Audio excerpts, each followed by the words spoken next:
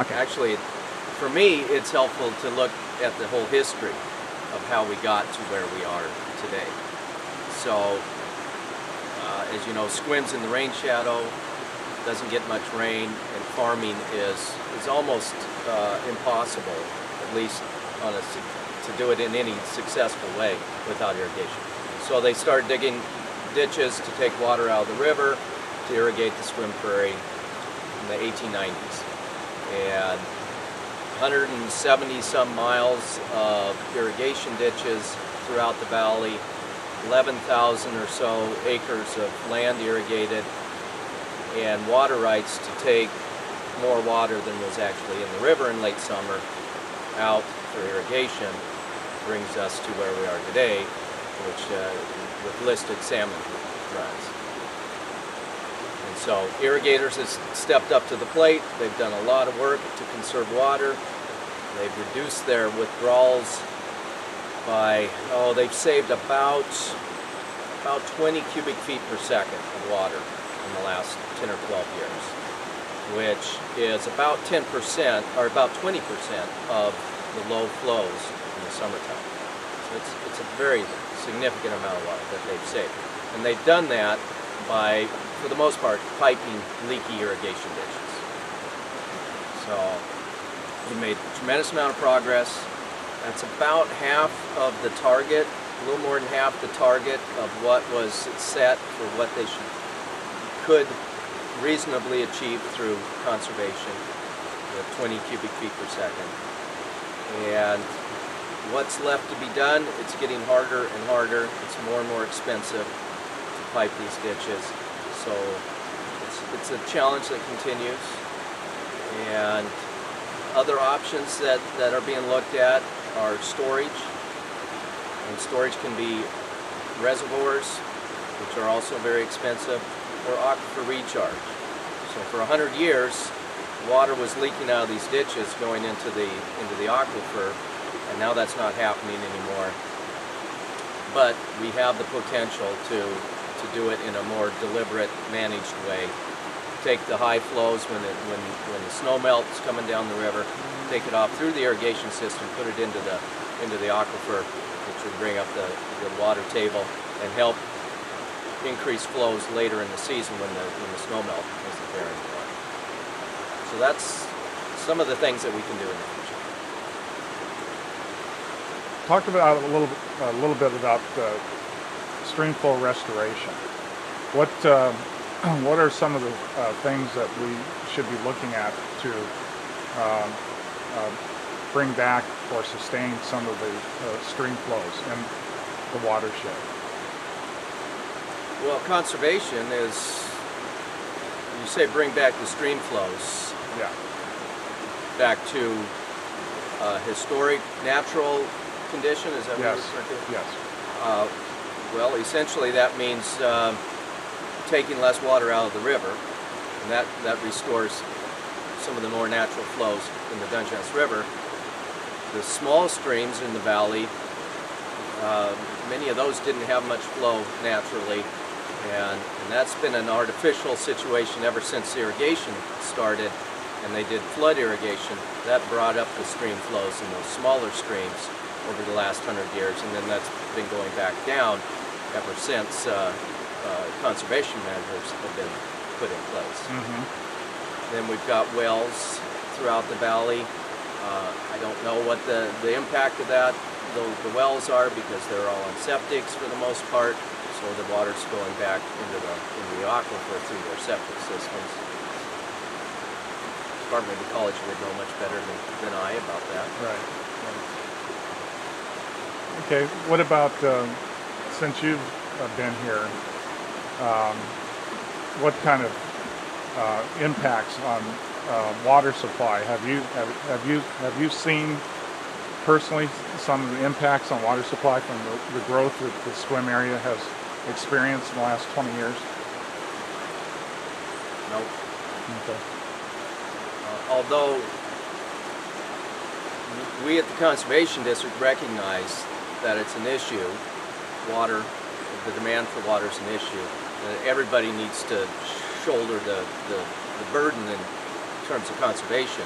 irrigators, obviously, with the ability to take half the water out of the river, they're the big focus for conservation and stream restoration, stream flow restoration. But everybody can do their part, and so we have a program we've had in place for over 20 years to educate homeowners so that they can landscape in a more environmentally friendly way. And if done right, they won't need to irrigate, at least for their landscape. Maybe their gardens, orchards, they will, but not their basic landscape. Okay. So that's something we've been trying to promote for over 20 years. What are some of those tips that you give to people on landscaping and water conservation? Well, we try to teach people how to landscape according to their site conditions. So don't adapt to what nature's provided for you. Keep your lawn as small as possible. Lawn is the most demanding element in the landscape from many perspectives.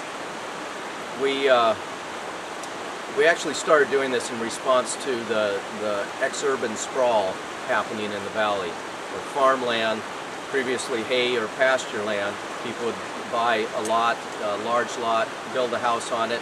It's all grass, pasture grass. What do? They buy a riding lawnmower and they mow that big lot, and which isn't good for the environment, isn't good for them. And so we're just trying to provide alternatives for them that's less maintenance, less inputs required, and less water used, and habitat improvements as well. Do you feel people are responding to the conservation messages? Do you think progress has been made in that regard? Well, it's interesting you ask that, because we're actually teaching this course we do. It's a 5-session course on natural landscaping we do in the spring and the fall, and I just taught one session last night, and that subject came up. And these classes are very popular. We fill them up every year, so that's very encouraging. But we're still reaching out to a minority. It's not the norm. The norm is still to have a nice, immaculate lawn and no weeds and irrigate and all that sort of thing. So our hope is that eventually we'll tip the scale, and more natural type landscaping, sustainable landscaping will become the norm. And those people who are investing a lot of resources into having the manicured lawn will not be the norm. Good. But we're not there yet. We got a ways to go. That's good. That's excellent. That's very good. All right. Well, I think that probably will do it for us. Like I said, these videos aren't going to be very long. Right. So we'll get some generic scenes along the river here. And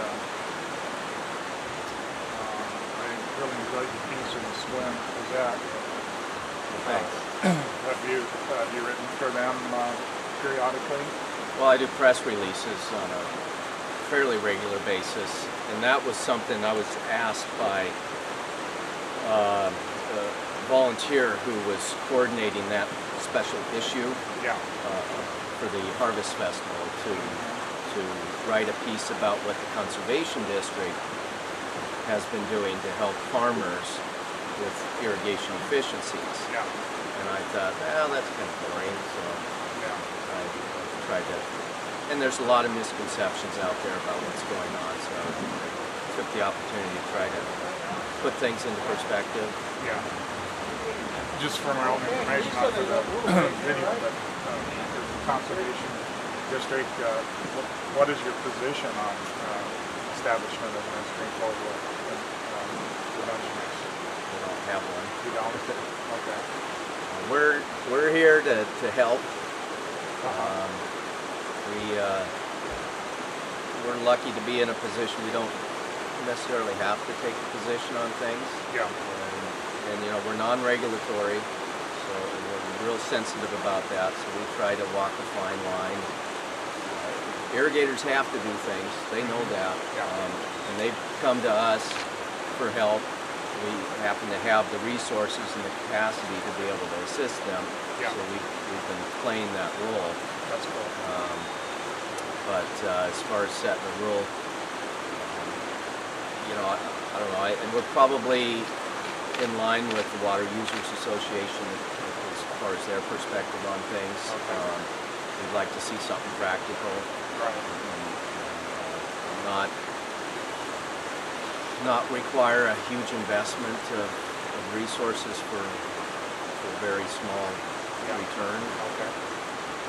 Makes sense.